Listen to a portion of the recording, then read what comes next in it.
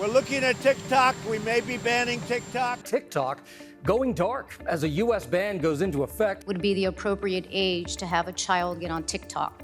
Our approach is to give differentiated experiences for different age groups and let the parents have these conversations with their children.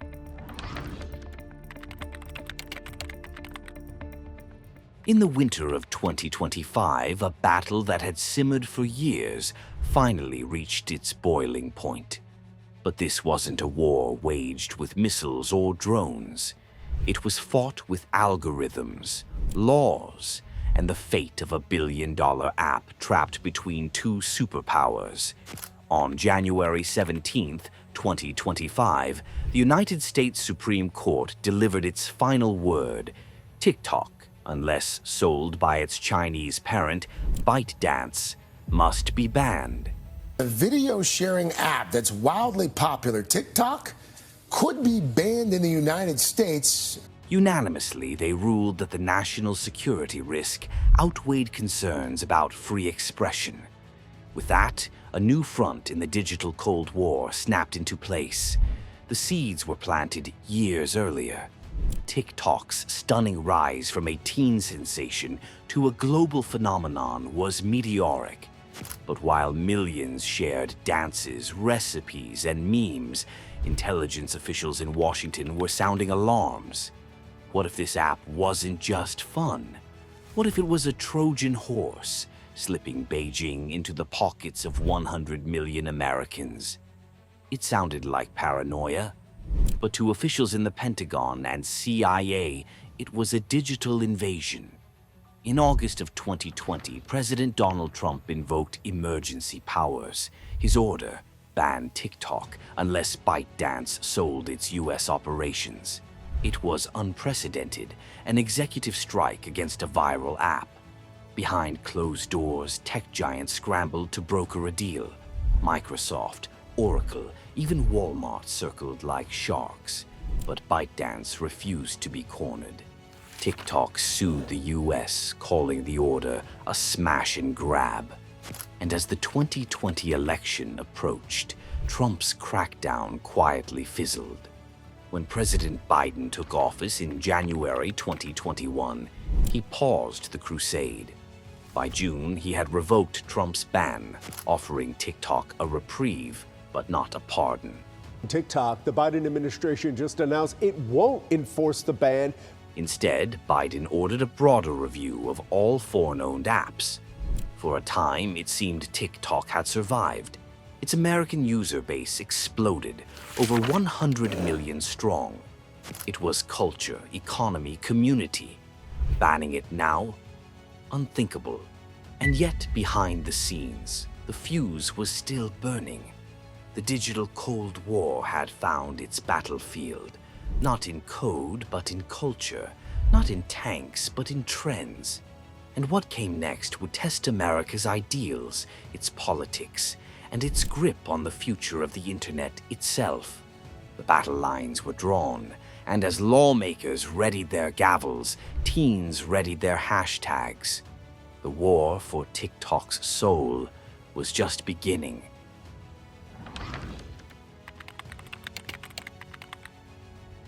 In 2022, under mounting pressure, TikTok made a bold move. They partnered with Oracle, pledging to store all U.S. user data on American soil. They called it Project Texas, a digital fortress designed to quarantine American information from Chinese eyes.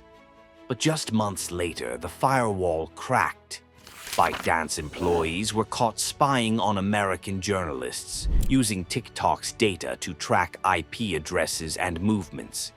It was confirmation of Washington's deepest fears. The platform could be weaponized. In hearings, lawmakers didn't hold back.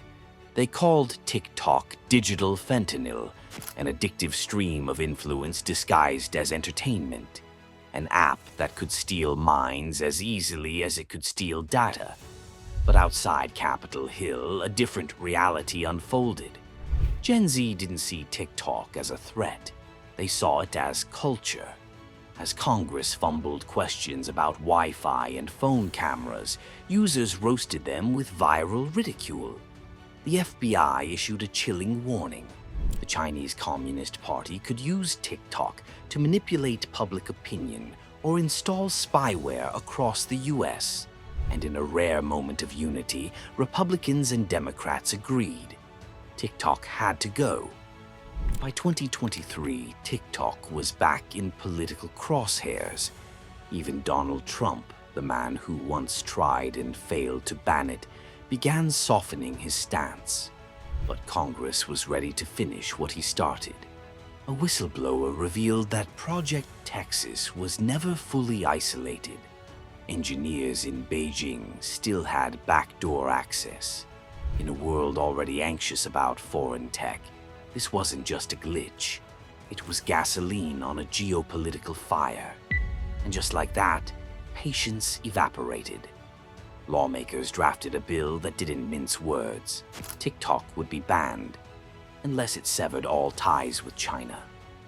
Creators wept, small businesses scrambled, fans protested. America's favorite app was facing erasure, and for many it felt like losing a friend, a platform, a voice. A deadline had been set.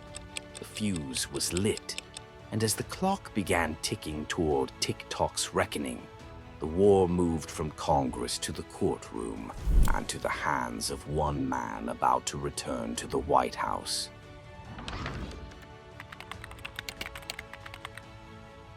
In early 2024, Washington had run out of patience. A bipartisan bill emerged. ByteDance must sell TikTok, or it would be banned from the United States. No extensions, no negotiations, just an ultimatum. TikTok responded with what it knew best: content. The platform flew out dozens of creators to Washington, not to protest, but to lobby. Outside Congress, they pleaded not for views, but for survival. Then came the notification heard across the nation. TikTok pushed a message to millions of users, telling them to contact their representatives. Within hours, phones in Congress rang off the hook. Some offices received 20 calls a minute. Staffers were overwhelmed by teens asking what a congressman was. One aide quipped, "We've just been DDoSed by Gen Z." For the first time, the White House spoke clearly. The Biden administration, once cautious, now threw its full weight behind the legislation. This was no longer just about China. It was about who controlled the information battlefield. On April 24, 2024, the bill passed both houses and landed on the president's desk. He signed it with a stroke of the pen, and TikTok's fate was sealed. TikTok had until January 19th to find a buyer approved by the US government. If not, the app would vanish from every American phone. TikTok filed suit. So did its creators.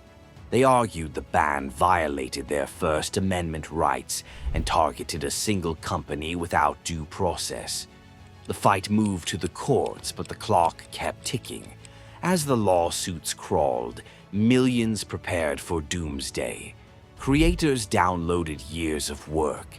Teenagers said goodbye to their online homes. The culture that defined a generation was bracing for blackout. But just as the final hour approached, a familiar figure returned. One who had once declared war on TikTok, now stepping back onto the world's biggest stage, and everything was about to change again.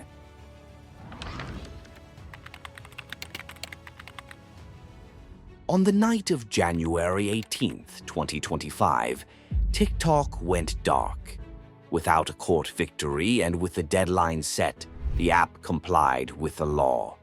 For the first time in years, the For You page went silent.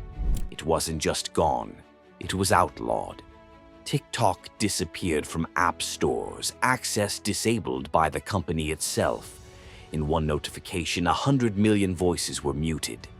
But within hours, the app had a new potential savior: Donald Trump. The same man who tried to ban TikTok in 2020 now promised to bring it back. As president-elect, he asked one thing: wait. On his first full day back in office, January 20th, Trump signed an executive order delaying the ban for 75 days. The law would still stand, but enforcement frozen. With legal cover secured, TikTok quietly returned. The blackout ended just 30 hours after it began. But for users and creators, the shock had changed everything. Then came the pitch. What if the US government took 50% ownership of TikTok, a national stake in the most viral app on Earth? The idea was bold, bizarre, and completely Trump. No sale, no shutdown, just delay after delay. Trump's administration extended the ban deadline again and again, pushing it into the fall. TikTok remained under threat, but still alive.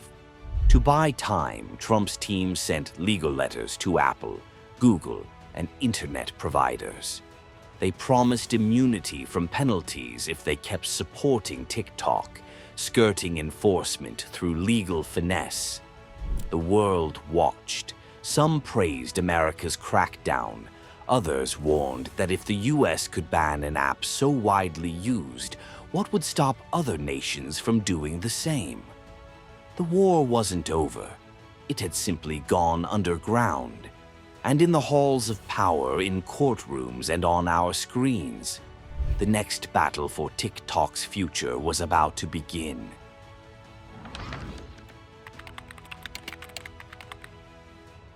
TikTok had become more than an app. It was a mirror of the cultural, generational, and political divides fracturing the United States. To some, it was a surveillance threat. To others, a lifeline. At the heart of the storm sat ByteDance, caught between two titans. China warned it wouldn't allow a forced sale. America demanded one. And TikTok, trapped between conflicting empires. Court rulings upheld the law, but enforcement stayed suspended. No sale, no ban. Just an uneasy ceasefire, a temporary peace in a battle that had no real winner, just pauses. Globally, the conflict inspired imitation. Democracies debated their own red lines. Could one app ever be worth this much risk? Or was banning it the greater threat?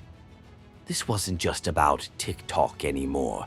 It was about digital borders, about whether nations would let algorithms roam freely or wall them off with laws, bans, and firewalls. TikTok still exists, but it lives on borrowed time, suspended between court rulings and campaign promises. What comes next? A sale? A shutdown? Or something we haven't imagined yet? This was never just a fight about an app. It was a war over influence, identity, and power.